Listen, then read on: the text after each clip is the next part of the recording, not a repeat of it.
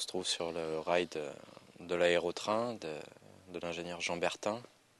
C'est un endroit incroyable pour moi parce que on ressent vraiment le côté objet du rail, pas le côté seulement espace.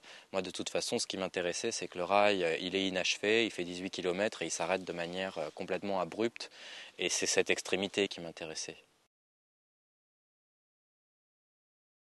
La série des formes du repos, j'ai dû la commencer en 2001. La photographie du rail de l'aérotrain, je crois que c'est peut-être la troisième photo de la série. Elle a en plus un statut très particulier parmi les formes du repos. Elle fait vraiment le lien entre les objets et les espaces qui m'ont intéressé. D'ailleurs, il y a la photo du rail de l'aérotrain, et puis après, parallèlement, il y a un autre projet qui est le pentacycle, où là, le rail de l'aérotrain n'est plus envisagé en tant qu'objet, c'est-à-dire en tant que fragment dans un paysage, mais vraiment en tant qu'espace de mise en mouvement. L'aérotrain en lui-même ressemble à une espèce d'avion sans ailes, très futuriste, en aluminium, brillant, scintillant, même c'est quelque chose de magnifique, mais il est vraiment en contraste avec le rail et la matière du rail lui-même qui est en béton et qui rappelle beaucoup de choses qu'on connaît, des ponts, des échangeurs, enfin il y avait quelque chose d'assez classique par rapport à cette construction, et en même temps on ne pouvait pas tellement savoir ce que c'était. Et donc c'est ce côté difficile à déterminer qui m'a intéressé. J'ai commencé la photo tout simplement en photographiant des objets que je fabriquais aux Beaux-Arts.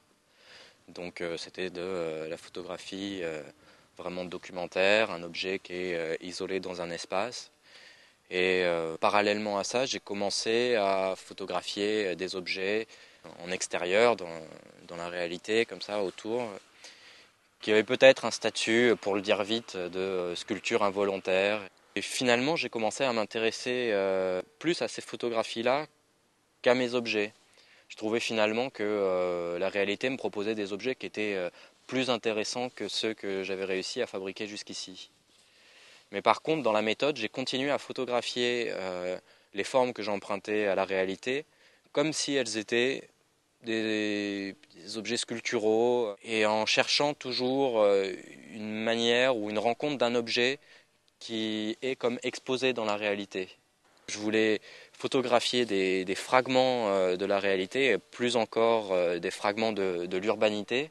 Et pour pouvoir les montrer clairement, tels qu'ils sont, il fallait qu'ils soient découpés ou scindés de ce que j'appellerais le continuum béton-goudron qui est notre modernité.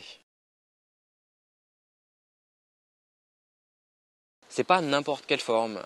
Si on était dans la littérature, on dirait qu'il y a de l'intertextualité là-dedans, mais en tout cas, elle me rappelle quelque chose d'autre. Que ce soit des pyramides que j'ai trouvées au Japon, ou que ce soit les dodécaèdres de Sète, ça c'était clairement des formes, tous ces polyèdres réguliers qu'on trouve depuis Platon jusqu'à Léonard de Vinci et qui représentaient vraiment une idée de la perfection, de quelque chose qui n'est pas terrestre.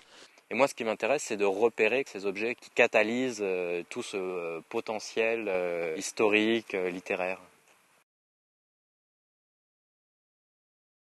Quand j'en trouvais des objets qui m'intéressaient, c'était la plupart du temps sur un terrain vague ou isolé dans la nature, une dalle en béton, un objet qui ressemblait à un dodécaèdre, qui est en fait un brise-lames. Et là, j'étais devant ce rail. C'est quelque chose qui a l'air complètement archaïque, avec un matériau qui est contemporain, mais qui a déjà vieilli, et qui était là pour un projet futuriste et qui n'a jamais été réalisé. Et je crois, mais ça je ne le sentais pas encore tout à fait en 2001 au moment de prendre la photo, que c'est précisément ça qui m'intéressait. C'était des objets qui étaient là comme des utopies à demi réalisées, qui étaient normalement des objets qu'on n'aurait pas dû trouver, ou pas dans la réalité, sur des gravures du XVIe siècle peut-être, dans le Timée de Platon aussi.